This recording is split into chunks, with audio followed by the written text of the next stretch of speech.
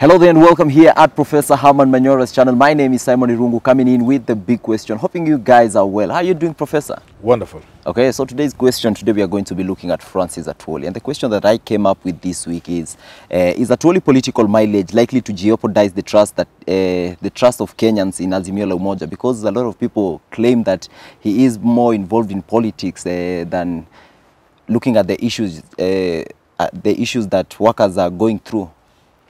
You know, Atwoli is a Kenyan. Okay.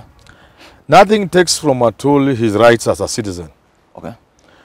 To support whoever he chooses. And to support in a manner that he chooses.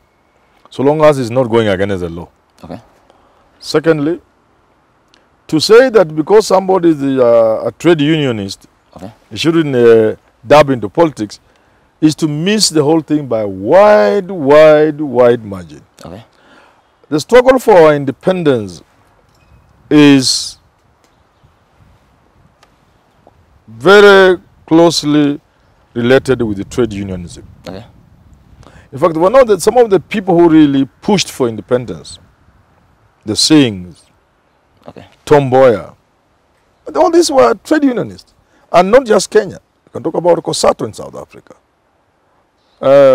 With the trade union in South Africa, the umbrella body, teaming up with the ANC and the other people to fight for independence of South Africa, to fight against apartheid.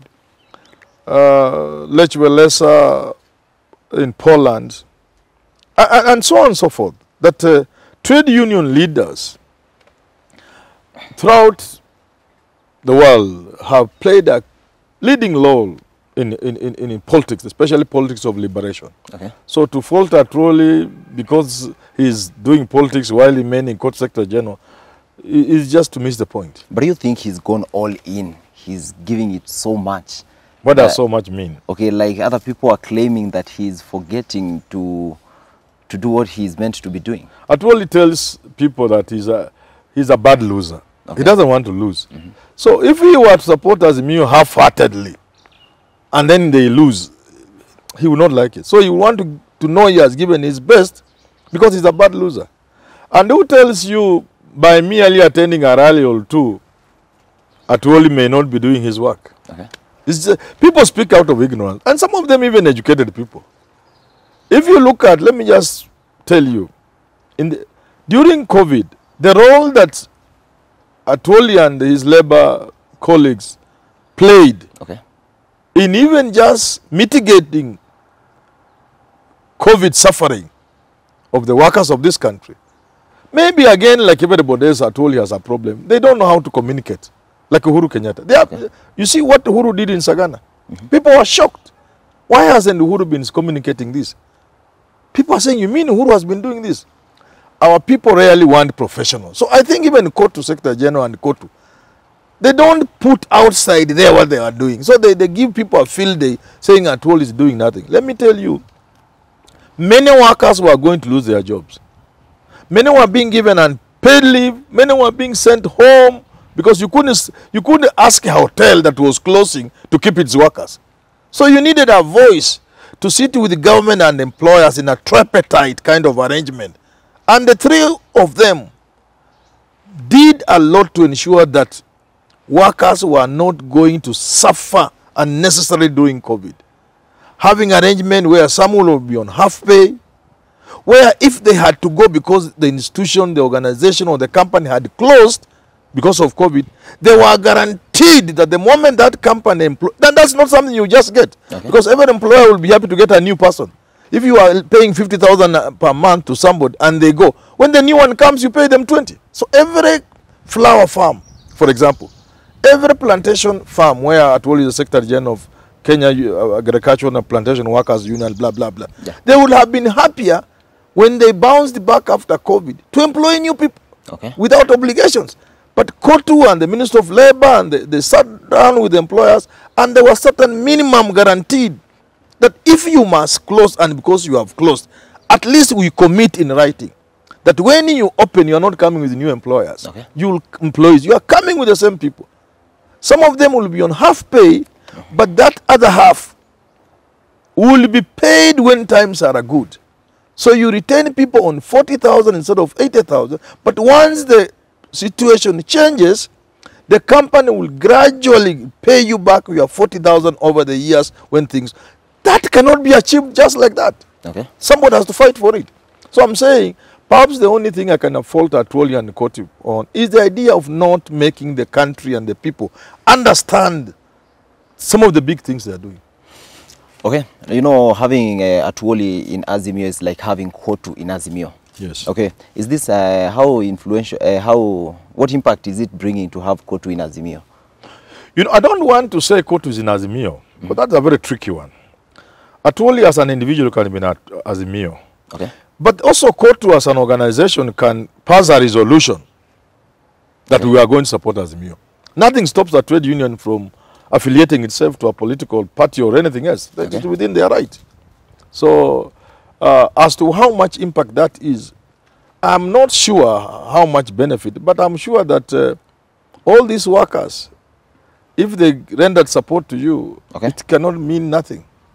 Yeah, and I'm not saying all workers will listen to Atwoli and vote for Raila, but the many that will make a difference. Okay, and I want to understand, how did Atwoli grow from what he was in the past to becoming the undisputed Luhya spokesman, as you claim? You know,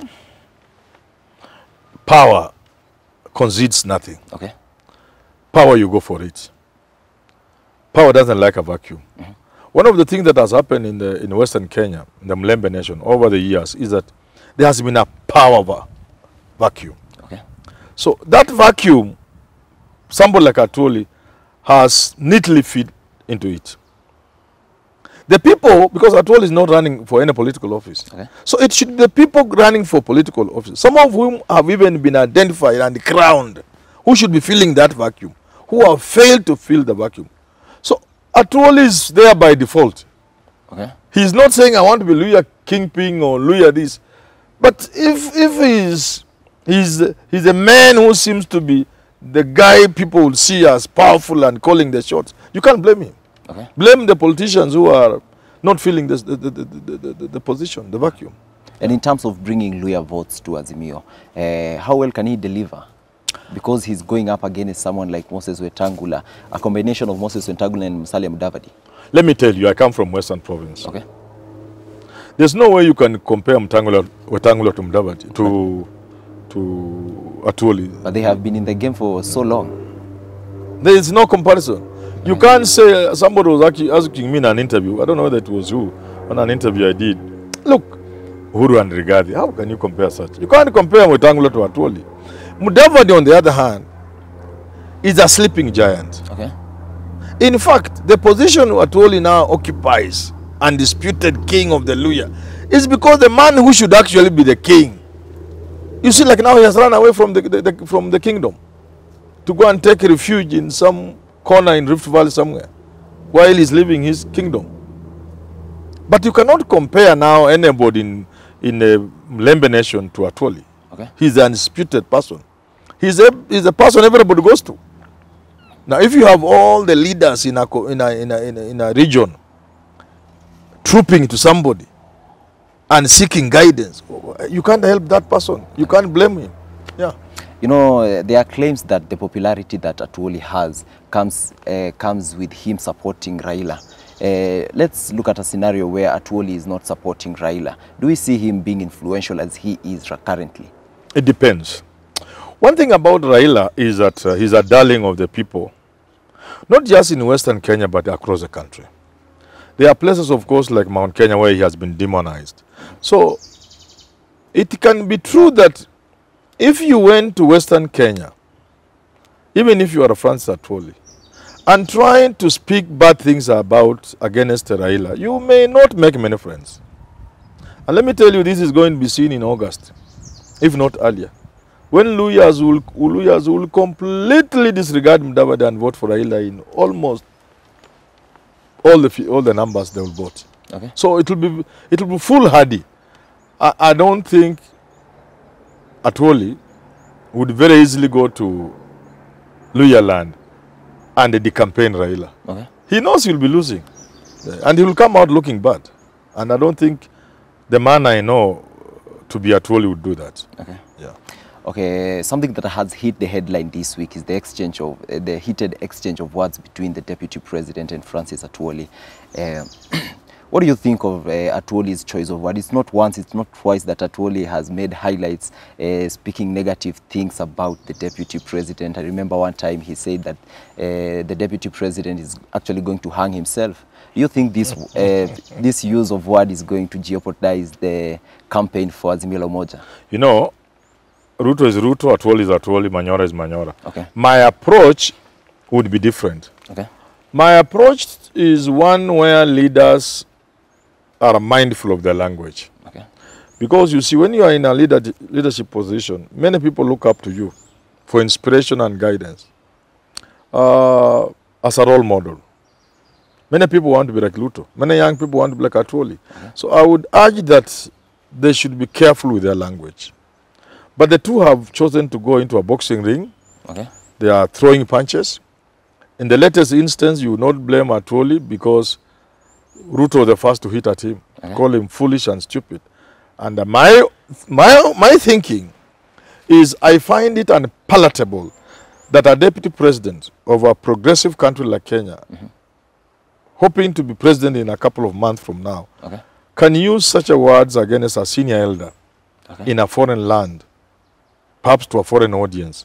I don't think it adds much to his value and to his campaign. On the other hand, I can understand the anger with which Atwoli has responded. I may not agree with the choice of words.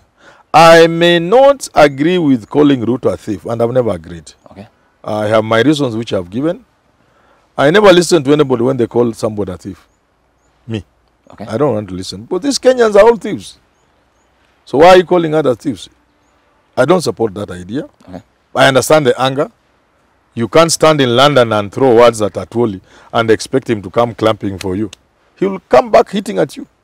Yeah. How, okay, now as we're approaching the election, how should politicians respond to hate speech? They should be careful. And I've said this repeatedly. There is no alternative to peace. No. I've also said this, and let me repeat. Okay. It doesn't take as much as Kenyans think to destroy a country. Okay. No. It doesn't take so much to destroy a country. Okay. It takes just little. And where we can avoid hate speech, in the interest of our children and their children, let's avoid it. Okay. If you know you say something that can set the country ablaze, please avoid it. Countries have been set ablaze for very simple things. Very minor differences and very what you'd consider almost modest utterances. So as we move into this election, which looks to be highly charged, my advice to politicians, your seeking of political office should not be used as an altar on which to sacrifice the peace of this country, the peace of your children and their children. No. You may not be president, but Kenya will be there, and you can come back tomorrow and be president. Wow. Raila has been looking for this thing from 1997. Okay. He's just about to get it. If you are William Ruto and you are 50-something years, you have another 20-something years to become as old as Raila. There are 5 elections for you ahead. Okay. Why would you say things that can destroy the country? So that even now when your chance would be coming in 2037, you are not there. The country is not there. Okay. So my advice to politicians, moderate your language. Okay. Stop those heavy words you are using to refer to each other. And be informed by only one thing, that Mother Kenya is greater than all of us. And the peace has no alternative. Okay. Let us wrap up the conversation with those beautiful remarks from the professor. All right. Thank you very much for joining us for this week's episode of The Big Question. My name is Simon. Enjoy the rest of your day.